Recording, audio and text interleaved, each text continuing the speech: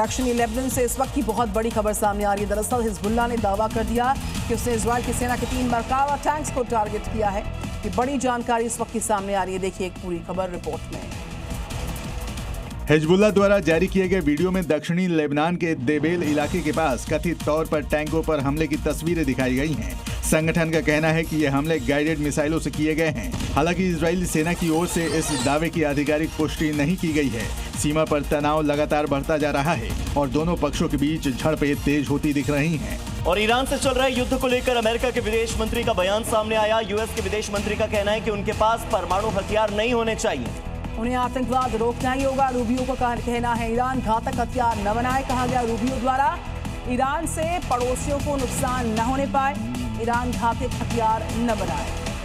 तो विदेश मंत्री मार्को रूबियो का कहना है कि ईरान के पास न्यूक्लियर बॉम्ब नहीं होना चाहिए। एक तरफ संधि से हटने को तैयार है ईरान और दूसरी तरफ यूएस के विदेश मंत्री का यह बयान। ईरान पर जल्द ही हासिल होगा लक्ष्य, ये भी कहना है अमेरिकी विदेश मंत्री का। मार्को रूबियो की ओर से एक और बयान सामने आया।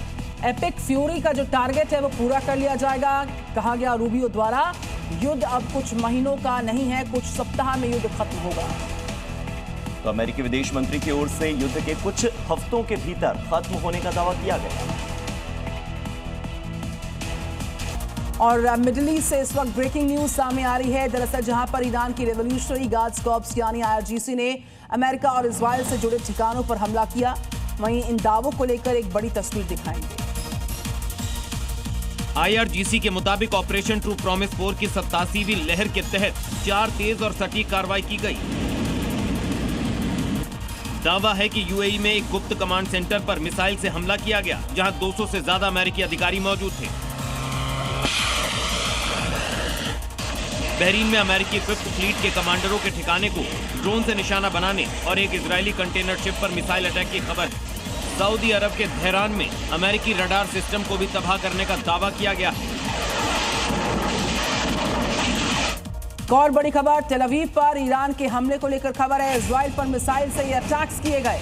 इजराइल के सबसे बड़े शहर तेल अवीव पर यह अटैक हुआ है और यहां पर आयरन डोम जैसा डिफेंस सिस्टम फेल होता नजर आया। हमले की तस्वीरें जो सामने आई हैं, वाकई में ये इजराइल के लिए बड़ी ही खौफनाक और डराने वाली तस्वीरें हैं, क्योंकि जिस आयरन डोम डिफेंस सिस्टम पर इजराइल को सबसे ज्यादा भरोसा है, वही आयरन डोम यहां पर फेल होता नजर आ रहा है।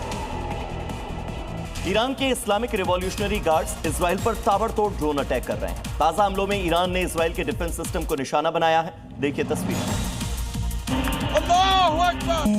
इजराइल पर ड्रोन अटैक का यह वीडियो IRGC ने जारी किया है। ड्रोन अटैक के लिए तैयार है। जवान जैसे ही हमले का इशारा करता है, ड्रोन इजराइल के डिफेंस सिस्टम पर हमले के लिए निकल जाते हैं।